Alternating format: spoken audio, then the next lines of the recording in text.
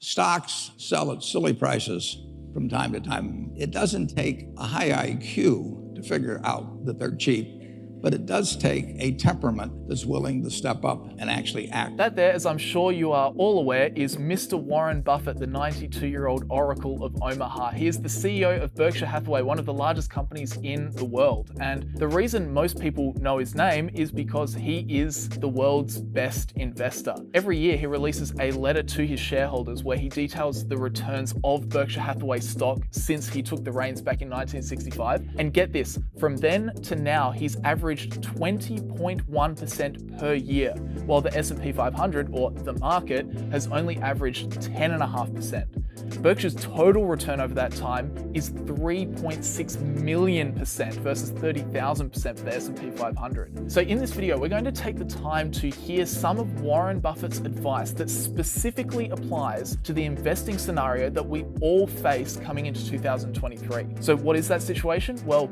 firstly, the market is falling. It fell 20% in 2022. We also have very high inflation, although thankfully that does seem to be trending down, at least currently. And then finally, we have rising interest rates, which are likely going to continue in 2023 based on the Fed reaffirming that they want to get that inflation rate back down to 2% and they won't stop raising rates until they get there. So chuck that all together with the possibility of a decent sized recession throughout the year, and well, for investors, there's a lot to think about. So let's start at the start. The first conundrum: what do we do as rational long-term value investors when the stock market is pretty solidly trending down? Let's talk a little bit about the fact that the market's down almost 800 points this morning. Yeah. Concern for you? Well, no, that's good for us, actually. I mean, we're a net buyer of stocks over time. And just like being a net buyer of food, I expect to buy food the rest of my life, and I hope that food goes down in price tomorrow.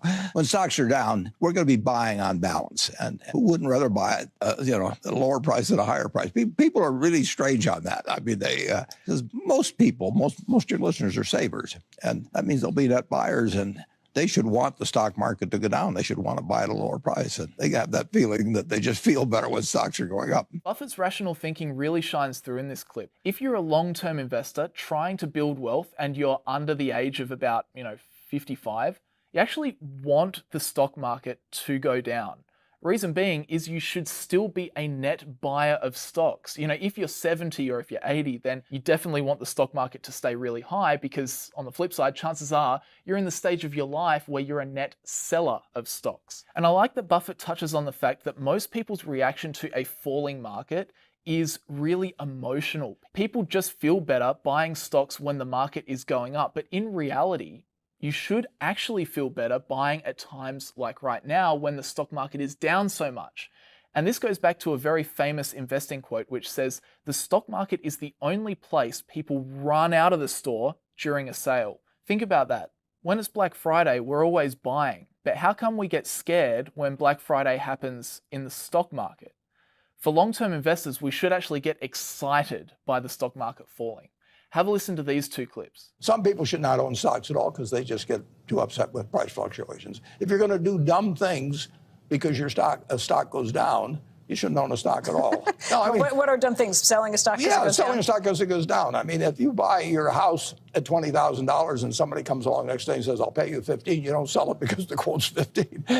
But some people are not actually emotionally or psychologically fit to own stocks, but I think more of them would be if you get educated on what you're really buying, which is part of a business. If you worry about corrections, you shouldn't own stocks. I mean, if you can't take your stock going down, it's going to go down sometime if you own a stock, so why worry about it? I mean, the point is to buy something that you like at a price you like and then hold it for 20 years. And you should not look at it day to day. If you bought a farm or an apartment house, you wouldn't get a quote on it every day or every week or every month. So it's a terrible mistake to think of stocks as something that bob up and down, and that you should pay attention to those bobs up and down. So in summary, own great businesses and remember that market corrections are a normal part of investing and they should actually make you happy, not scared. So that's investing during a bear market, but what about all this inflation we're seeing? Prices of materials are rising a lot at the moment, making everything more expensive for both us consumers and also for businesses. So what do we need to consider during a period where prices across the board are inflating? Keynes said it many years ago that it's an invisible tax that only one man in a million really understands. The best investment against inflation is to improve your own earning power. The best passive investment, I think, is a good business. If you own an interest in a good business, you're very likely to maintain purchasing power no matter what happens to the currency. But it's interesting, in the United States, the value of the dollar since I was born has declined by 94% to 6 cents. But things can work out pretty well even during inflationary times. I mean, if somebody told me when I was born, that the dollar bill is going to go to 6 cents, I might have said, let me go back. I'm not interested in emerging into that kind of a world. But actually, it's worked out pretty well, so I have no complaints. So that advice is really interesting. There are a few concepts to unpack there. Firstly, the best thing you can do during high inflation is to actually improve your own earning power, aka make yourself more valuable to your employer or potential future employers so that your income can actually rise alongside the inflation that you'll feel. But beyond that, Buffett says the best passive strategy you can implement to nullify inflation is to find a really high quality business and stay invested in it. And Buffett wrote down exactly what he meant by this back in his 1981 shareholder letter. He said that the best businesses to own to combat inflation have, firstly, an ability to increase prices rather easily, even when product demand is flat and capacity is not fully utilized, without fear of significant loss of either market share or unit volume. And then two, he said they need to have an ability to accommodate large dollar volume increases in business, often produced more by inflation than by real growth, with only minor additional investment of capital. So to explain the second point first, Buffett is simply saying that businesses will fare better during inflation if they are scalable, aka they can accommodate a much higher dollar volume of business without needing to sink a lot of money into the company to increase that capacity. Think, for example, a social media company versus a car company. It costs Facebook next to nothing really to show you 3 ads instead of 2. But for Ford or for Tesla to increase their output by 50%, well, that would cost a lot in CapEx and it would take a lot of time to spin up. So that's the second point, but it's Buffett's first point that is really critical when it comes to investing during inflation, and that is that the business needs to have an ability to increase prices without losing market share or unit volume. And this simply means that the company has a competitive advantage or a moat that gives them pricing power. When you go into a drugstore, 7-Eleven or something, and you say, I would like a Snickers bar, and the owner says, oh, I've got something, the Musk bar, at 10 cents off the Snickers bar, you say, give me the Snickers. And if he doesn't give you the Snickers, you go across the street and buy the Snickers. It's probably easier to develop a new car than to compete with Snickers. But some products have terrific moats. Probably Elmer's glue does, WD-40. People that have an iPhone, they want to continue with the product that they've got. They want the new version. It's just easier for them. They've learned how to do everything, and their life's built around it and all of that. And moats are very useful. Costco has a moat in people's mind. I mean, Amazon can raise the price of Prime, 20%, and you can't do that unless you've built something within that image of the Amazon Prime that's based on reality that you're going to get a lot for your money and you're going to want to use it. And then you can raise prices $20. But if you're selling, some commodity product, you can't do that. You need a moat. So there are many different types of moats out there. For example, a patent could give a company a moat. Anytime you have to pay a toll, that toll collecting company has a moat. As Buffett said, powerful brands like Coca-Cola or Apple or Louis Vuitton, they all have moats. Costco has built a moat around always having the best prices. There are a lot of different ways companies can form a competitive advantage. And if it gives them the ability to dictate prices, aka pricing power, then they're the best bets to come out on top during an inflationary period. As inflation raises their costs and lowers their profits, they can simply raise the prices of their end products, and their moat should protect them from suffering a drop in sales. In fact, last year, as Coca-Cola raised their prices, their sales actually went up. So there's some good proof for you. So that's how to handle the inflation side of investing in 2023. But finally, we also need to talk about the third big challenge of investing this year, interest rates. What can we do when interest rates just keep rising? Interest rates, basically are to the value of assets what gravity is to matter, essentially. And if I could reduce gravity's pull by about 80%, I mean, I'd be in the Tokyo Olympics jumping.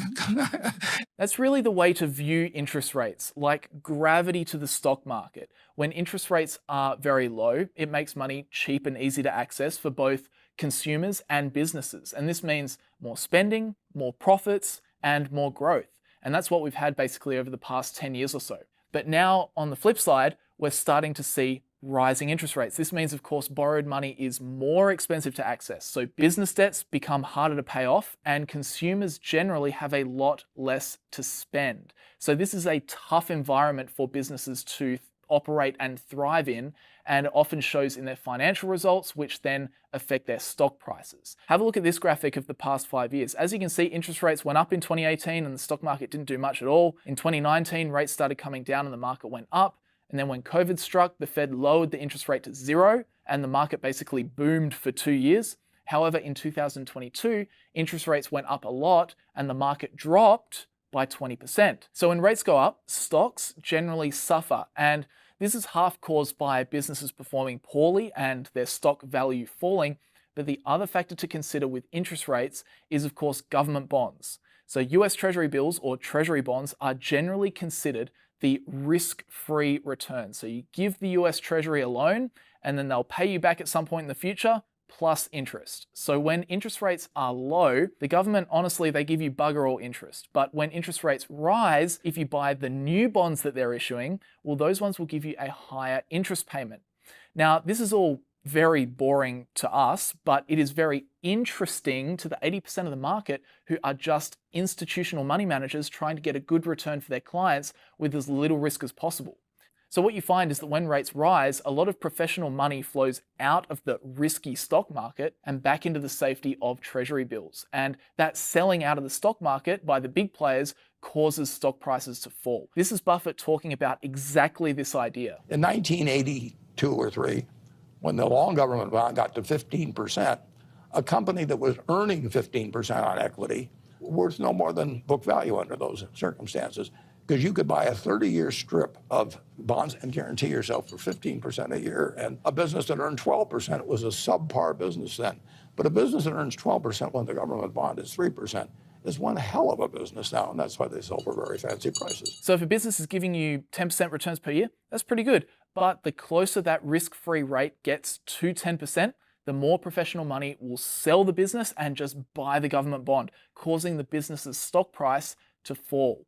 So what do we take away from all this? Well, it's again that we need to be laser focused on our selected business's performance, and we need to stay focused on the long term, because history tells us stocks are generally a better place to be than bonds over a very long period of time. That's just the reality. But for short periods of time, well, occasionally they're not. So we as stock market investors need to stay focused on the long term so that we can use the depressed stock prices on high quality businesses as opportunities for long-term returns. We need to acknowledge that we can't do anything about the Federal Reserve. They'll do whatever.